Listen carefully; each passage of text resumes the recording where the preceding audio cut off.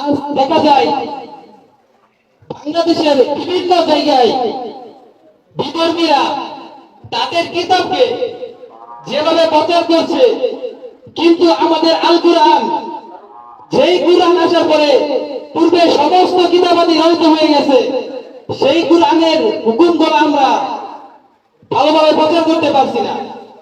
কিছুদিন আগে আমি একটা ভিডিও দেখলাম, প্রায় মেন রোডের মাঝে কিছু খ্রিস্টান তাদের ইনজিল কিতাব ফ্রিতে বিলিয়ে দিচ্ছে।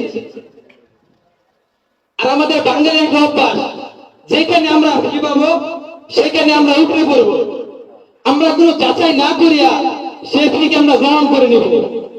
আজ আমাকে ইনজিল দেওয়া হচ্ছে, কি জন্য দেওয়া হচ্ছে?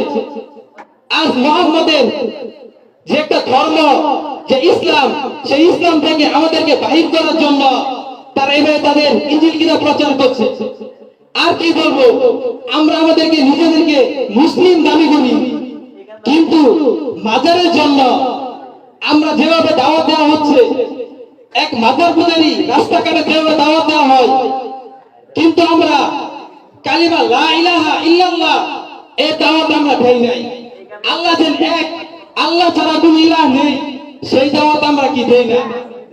আজ তারা তাদের মিশন যেভাবে এগিয়ে নিচ্ছে, কিন্তু আমাদের মিশনকে আমরা তা এগিয়ে নেই না। আমরা ভাবছি ঘরে কোণে বসে জিজ্ঞাসা করে বেঁচে যাব, এটা কখনো সম্ভব না। এমনও ঘটনা আছে, আল্লাহ তাআলা আসমান থেকে ফেরেশতা পাঠাইছে যে ওই এলাকাকে ধ্বংস করে দাও। তখন ফেরেশতা আইসা বলতেছে, আল্লাহ আমি তো সেখানে এমন একজন ব্যক্তিকে দেখে আসছি যে তোমার জিকির নিয়ে মশগুল, তোমার ইবাদত নিয়ে মশগুল। তখন আল্লাহ তাআলা বলতেছেন, তাকে সবটা ধ্বংস করে ফেলো। কেন?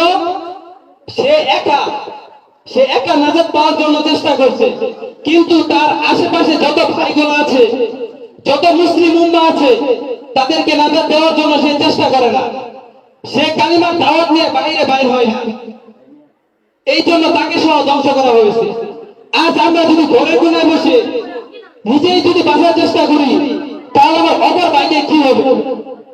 তাহলে আমার অপর ভাইয়ের কি হবে? তারা তো আস্তে আস্তে ইমানকে ছেড়ে দিবে, তাদের ইমানকে আস্তে আস্তে হরণ করা হবে। তাই জন্য আমরা কি এই কালিমার দাওয়াত রাজি আছি ইনশাআল্লাহ?